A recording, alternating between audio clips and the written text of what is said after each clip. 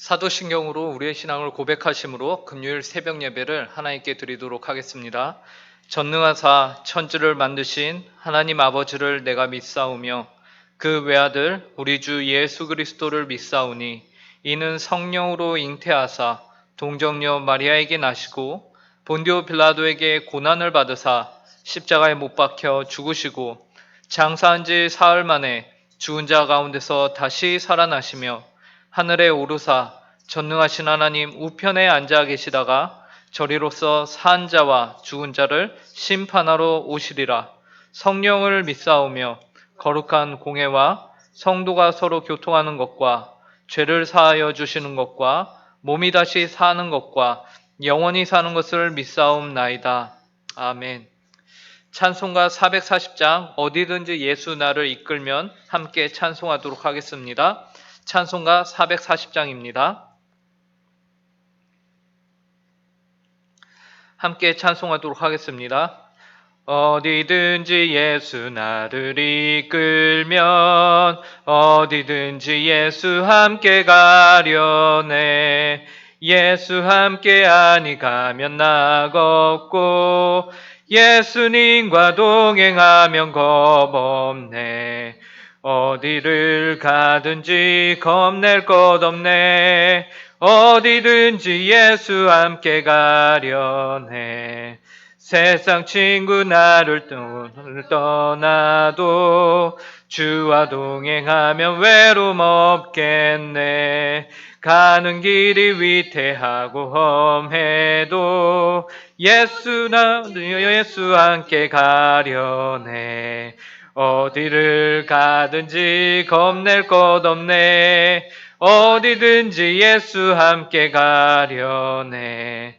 어두운 그늘 나를 에워쌀 때에 주가 함께 계심 믿고 자려네. 죽은 후에 천국에서 깨어나 예수 함께 길이 살리라. 어디를 가든지 겁낼 것 없네. 어디든지 예수 함께 가려네. 함께 기도하시겠습니다. 하나님 아버지 감사합니다. 오늘도 저에게 새날을 허락하여 주시니 감사합니다. 하나님 아버지 오늘 하루도 주님 보시기에 합당한 하루, 주님과 늘 동행하는 하루, 하나님께서 인도하셔서 주님을 온전히 따라가는 하루를 살기 원하오니 하나님 아버지 이 시간 오늘 저희에게 하나님이 어떤 분이시고 저희가 하나님을 어떻게 쫓아가야 할지를 이 시간 말씀을 통하여서 알려주시옵소서. 하나님 아버지 저희의 심령이 하나님 아버지를 온전히 따르기에는 부족하오나 그럼에도 불구하고 하나님의 긍휼과 은혜를 구하오니 이 시간 내주하시는 성령님께서 강하게 역사하사 저희를 주관하시고 다스려 주시고 저희는 하나님의 그 말씀에 귀를 기울이며 저희의 심령은 주님 앞에 자복하며 주님 앞에 순종할 수 있는 마음이 하나님 온전히 그런 마음밭이 될 수 있도록 저희를 긍휼히 여겨 주시옵소서. 감사하며 이 모든 말씀 예수님의 이름으로 기도합니다. 오늘 저에게 주신 하나님의 말씀은 구약성경 시편 105편 39절부터 45절까지의 말씀입니다. 구약성경 시편 105편 39절부터 45절까지의 말씀입니다. 제가 가진 성경으로 구약 881페이지입니다. 하나님의 말씀을 제가 읽도록 하겠습니다. 여호와께서 낮에는 구름을 펴사 덮개를 삼으시고 밤에는 불로 밝히셨으며 그들이 구한즉 메추라기를 가져오시고 또 하늘의 양식으로 그들을 만족하게 하셨도다. 반석을 여신즉 물이 흘러나와 마른 땅에 강같이 흘렀으니 이는 그의 거룩한 말씀과 그의 종 아브라함을 기억하셨음이로다. 그의 백성이 즐겁게 나오게 하시며 그의 택한 자는 노래하며 나오게 하시고 여러 나라의 땅을 그들에게 주시며 민족들이 수고한 것을 소유로 가지게 하셨으니 이는 그들이 그의 율례를 지키고 그의 율법을 따르게 하려 하심이로다. 할렐루야. 시편 105편은 이스라엘의 역사를 담은 서사시라고 하였습니다. 그리하여 이스라엘 백성이 어떻게 살아왔으며 특별히 그들의 삶 속에서 하나님이 어떻게 이 백성들을 이끌어 오셨는지 굵직한 내용들 위주로 기록을 하고 있는데요. 그래서 그 내용을 보시면 처음에는 하나님이 아브라함에게 오셨고 그를 택하시고 그에게 땅과 백성에 대한 약속을 언약을 맺으셨습니다. 그리고 그 언약이 그의 아들 이삭, 야곱에 이어졌으며 그 언약을 영원한 언약이라고 10절에서는 말하고 있어요. 언약의 성취대로 아브라함과 이삭과 야곱은 가나안 땅에 들어가서 살지만 그들의 수가 적음으로 하나님께서 허락하신 땅에서 정착을 하지 못하고 그 땅의 이방인과 나그네로서 살아가게 됩니다. 그래서 이 족속에서 저 족속에게로 이 나라에서 다른 민족에게로 떠돌아다녀야 하는 형편이 된 것이죠. 즉 언약의 성취가 온전히 이루어지지 않고 부분적으로만 성취되었다라는 것이에요. 그럼에도 불구하고 그 땅의 어떤 민족도 아브라함과 이삭과 야곱을 향해서 함부로 대하지는 못하였는데요. 그 이유는 언약을 맺으신 하나님께서 아브라함과 이삭과 야곱과 그 집안을 보호하셨기 때문에 그렇습니다. 그래서 14절과 15절에 이렇게 말해요. 그러나 그는 사람이 그들을 억압하는 것을 용납하지 아니하시고 그들로 말미암아 왕들을 꾸짖어 이르시기를 나의 기름 부은 자를 손대지 말며 나의 선지자들을 해하지 말라 하셨도다. 이처럼 하나님께서는요, 어떠한 일을 하실 때 결코 대충 하시지 않으시죠. 하나님에게는 다 계획이 있으셨던 것입니다. 그 계획은 이스라엘 백성들에게 땅에 대한 언약만 맺으신 것이 아니라 하늘의 별과 바다의 무수한 모래알과 같은 많은 자손을 아브라함, 너와 너의 후손들에게 주겠다라고 말씀하신 것이었어요. 그래서 하나님은 야곱의 시대에 그의 아들 요셉을 먼저 애굽으로 보내시고 또 요셉이 그 땅에서 총리가 되도록 만드신 이후에 야곱의 온 가족들로 애굽에 들어와 살 수 있는 모든 환경과 여건을 만드셨습니다. 그리고 세월이 지나 요셉을 알지 못하는 왕들이 서고 그 땅에서 이스라엘 민족들은 그 땅의 민족들보다 더 크게 번성하여서 그의 대적들보다 강하게 된 것이죠. 그래야 이제 이스라엘 민족은 애굽을 나와 하나님이 허락하신 가나안 땅으로 들어갈 준비가 된 것입니다. 그러나 이러한 하나님의 계획, 하나님의 이러한 인도하심은 애굽인들과 이스라엘 사람들은 전혀 알지 못하였습니다. 오히려 애굽인들은 이스라엘 민족들을 노예로 부리며 아주 교활하게 미워하며 그들을 괴롭혔습니다. 하나님의 계획은 애굽이 아닌 가나안 땅을 통해서 하나님의 백성을 가나안 땅에서 하나님의 백성들을 세우고자 하는 것이었는데 더 나아가서 그 민족을 통해서 모든 열방이 복을 받게 하는 그런 계획을 갖고 계셨는데 애굽이라는 민족 이 땅 안에서 이제 발목이 잡히고 만 것이에요. 그런데 안타까운 것은 이런 하나님의 계획과 언약을 잊고 있었던 것은 바로 이스라엘 본인들이었다라는 것입니다. 애굽이야 이것을 아예 몰랐으니까 발목을 잡을 수 있다 하지만 이스라엘은 그 언약을 맺었음에도 불구하고 그 사실을 잊고 있었어요. 그리하여 이스라엘 민족들도 하나님과의 언약을 맺고 애굽 생활에 젖어서는 이들이 마땅히 바라봐야 하는 그 약속의 땅을 바라보지 못하였습니다. 그들에게는 알게 모르게 노예 근성이 자리를 잡기 시작한 것이죠. 이스라엘 백성들은 아브라함과 이삭과 야곱과 맺으신 하나님의 언약을 잊고 단지 자신들이 노예로서의 삶이 고단하고 힘들기 때문에 하나님께 부르짖습니다. 그런데 놀라운 것은요, 이러한 이스라엘 백성들의 어떻게 보면 반쪽짜리 부르짖음에 대해서요, 하나님은 응답하고 그들을 기억하셨고 그들을 그 땅에서 10가지의 놀라운 재앙을 기적을 통해서 출애굽시키셨다라는 것입니다. 그리고 오늘 우리가 읽은 본문에서는요, 이스라엘 민족이 애굽을 무사히 탈출하고 이제 광야 생활을 본격적으로 시작하는 내용이 나옵니다. 출애굽 당시 인구의 숫자는 민수기 1장에 보면요, 20세 이상의 성인 남성만 60만 명이라고 해요. 이를 한 가정을 4인 기준으로 잡게 되면 200만이 넘는 인구죠. 이렇게 많은 인원이 광야에서 농사도 짓지 않고 어떠한 창고를 갖고 있는 것도 아니고 그냥 돌아다녀요. 그런데 그들이 살 수 있었다라는 것은 말이 안 된다라는 것이죠. 많은 사람들이 그렇게 생각합니다. 우리도 하도 이 이야기를 많이 들어봐서 그런가 보구나 하고 쉽게 그냥 이해를 하지만 여러분 200만의 인구가 계속 광야에서 돌아다니며 산다는 것 자체가 기적이 맞습니다. 일반 학자들은 당시 애굽의 총 인구가요 200만이 안 됐다고 말해요. 그런데 그 애굽의 총 인구보다 많은 인원이 이스라엘 가운데 있었다? 그렇기 때문에 이들은 일반 학자들은 의구심을 갖기 시작합니다.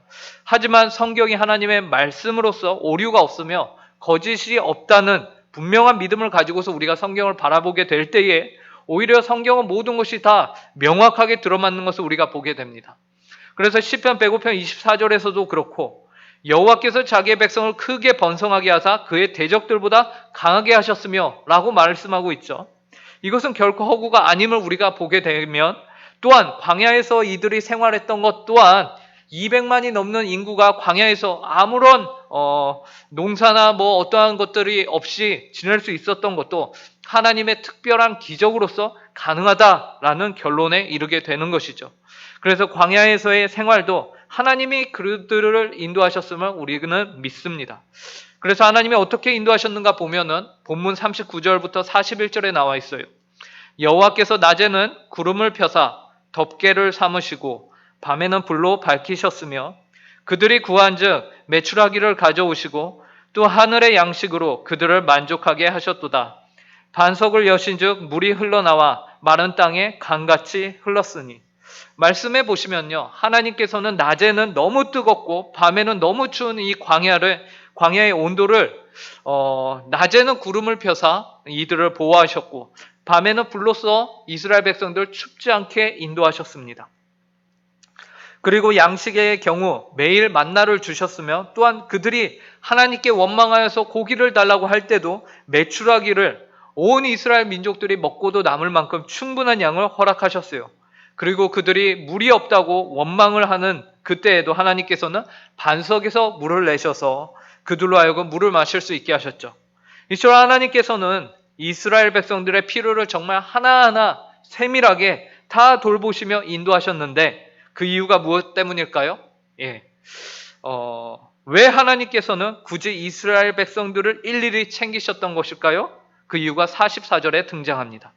이는 그의 거룩한 말씀과 그의 종 아브라함을 기억하셨음이로다.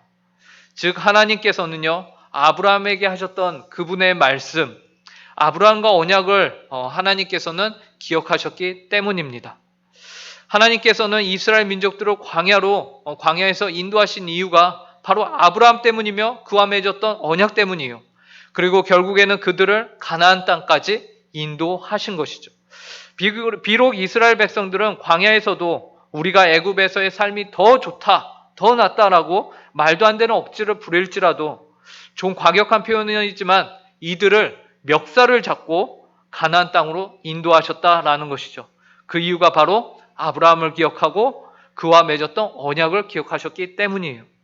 심지어 애굽에 있던 백성들은 아브라함의 언약을 기억도 못하고 단지 자신들의 고달픔 때문에 하나님을 찾았는데 그럼에도 불구하고 하나님은 일방적으로 언약을 기억하셨고 일방적으로 그 백성들을 인도하셨다라는 것이죠.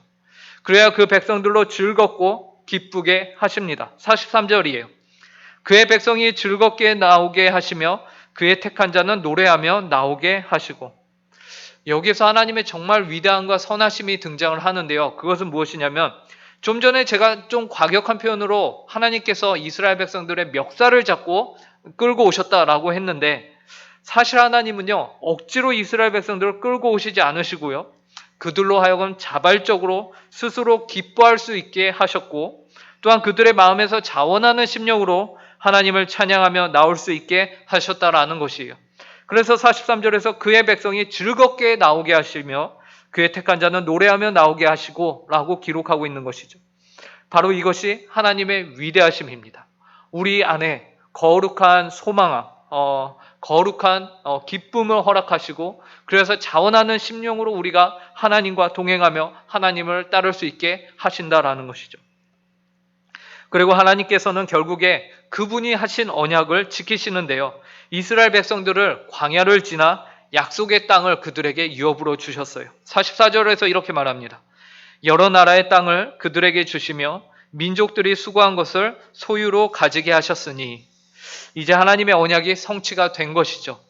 아브라함에게 하셨던 두 가지의 약속, 땅에 대한 약속과 자손에 대한 약속을 모두 이루신 것입니다. 자, 그렇다면 여기에서 우리는 한 가지 질문을 하게 됩니다. 그러면 이제 약속이 다 성취가 되었다. 그러면 이제 뭐를 해야 할까요? 예. 시편 105편에서 하나님이 이스라엘 민족들에게 이처럼 놀라운 역사로 인도하셨고 이끄셨음을 기록합니다. 그리고 그분이 약속하신 언약이 성취가 되었습니다.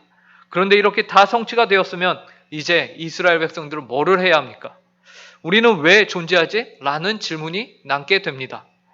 저도 그렇고 여러분들도 경험은 해보셨을 텐데요. 뭔가 아주 재미있고 정말 인기가 많은 드라마를 우리가 연속으로 매주 본방송을 이렇게 챙겨볼 정도로 너무나도 재밌는 드라마 혹은 시리즈물이 있다고 생각을 해보십시오.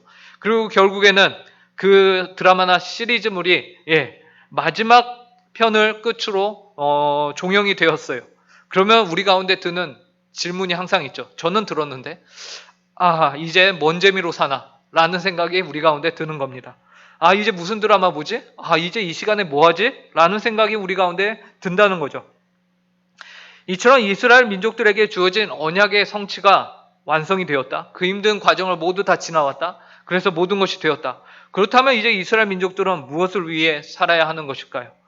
그 목적, 모든 것이 이루어졌다라고 생각했을 때에 어떻게 살아야 하는가에 대한 목적이 45절에 나옵니다. 이는 그들이 그의 율례를 지키고 그의 율법을 따르게 하려 하심이로다. 할렐루야. 하나님께서 이스라엘 민족들로 약속의 땅을 주셨고 그 땅을 다스릴 수 있는 민족으로 키우셨습니다. 그 이유가 무엇입니까? 하나님의 율법을 따르며 살게 하기 위해서라는 것이에요. 아직 끝난 것이 아니라는 것입니다. 비록 땅도 받고 우리의 백성도 정말 바다의 모래알과 같이 많아졌지만 그럼에도 아직 끝이 아니다라는 것. 사실 하나님께서는요 12장에서 아브라함에게 자손에 대한 땅에 대한 약속을 하시고 15장에서는 자손에 대한 약속을 하셨죠. 하나님이 땅과 자손을 허락하신 이유가 무엇인지 아십니까? 12장에는 내가 너를 통해서 온 민족이 복을 받게 하길 원한다 라고 말씀하셨어요. 내가 너의 이름을 창대하게 하리니 너는 복의 근원이 되라 라는 것이었어요. 이스라엘 백성들이 이제 하나님의 율례를 지키고 율법을 따르게 됨으로써 하나님을 주인으로 섬기는 백성, 그래야 이들을 통해서 그 가나안 땅의 이방 민족 가운데서 하나님을 믿는 백성은 이래야 한다라는 것을 그들에게 보여주며 모범이 되어라 라는 것이죠. 이러할 책임이 이들에게 주어졌던 것이에요. 이 말을 오늘 우리에게 적용을 해보시면요. 예수 그리스도를 믿음으로 말미암아 은혜로 구원받은 우리가 이 세상을 살아가는 이유를 설명해 준다고 볼 수 있습니다. 여러분, 우리가 구원받는 것이 인생의 궁극적인 목적이라고 한다면은 그러면 우리가 이제 구원을 받지 않았습니까? 그것이 성공한 인생이라고 한다면 이 세상에서 우리가 더 이상 이룰 것이 없어요. 예수 그리스도를 믿음으로 말미암아 은혜로 인하여 우리가 구원을 받았다. 그 다음에 우리는 왜 존재하는가라는 것이죠. 그 이유가 무엇입니까? 하나님의 말씀을 지키며 이 세상 가운데서 말씀을 지킴으로써 하나님을 아버지로 모시는 삶이 얼마나 복된가를 이 세상에게 너희가 보여주어라 라는 것입니다. 그런 의미에서 시편 105편은 이스라엘 백성들에게 하나님이 너희 가운데서 행하신 놀라운 일들을 이스라엘 민족들아 잊지 말아라 라는 의미로 시편 105편을 기록한 것이에요. 그리고 오늘의 이스라엘이 있는 이유도 잊지 말라고 말씀하시는 것이죠. 이와 동일하게 오늘 우리 교회가 성도가 구원을 받은 이유와 그 목적을 잊지 않고 오늘 주어진 하루를 하나님 앞에서 충성되이 살아가는 모든 성도님들이 되시길 간절히 바랍니다. 함께 기도하겠습니다. 하나님 아버지 감사합니다. 시편 105편을 통하여서 하나님께서 이스라엘 백성들을 인도하시고 하나님 아버지께서 결국에는 언약을 기억하시며 성취하신 일들을 하나님 아버지 보여주시니 감사합니다. 하나님 아버지 저희의 인생도 오늘날 저희 교회가 존재하는 것도 그리고 저희가 성도로 부르심을 받은 것도 모두 하나님 아버지 나 혼자 잘 먹고 잘 살자는 것이 결코 아님을 알려주시니 감사합니다. 하나님을 믿고 예수 그리스도를 통하여서 우리가 구원을 받았습니다.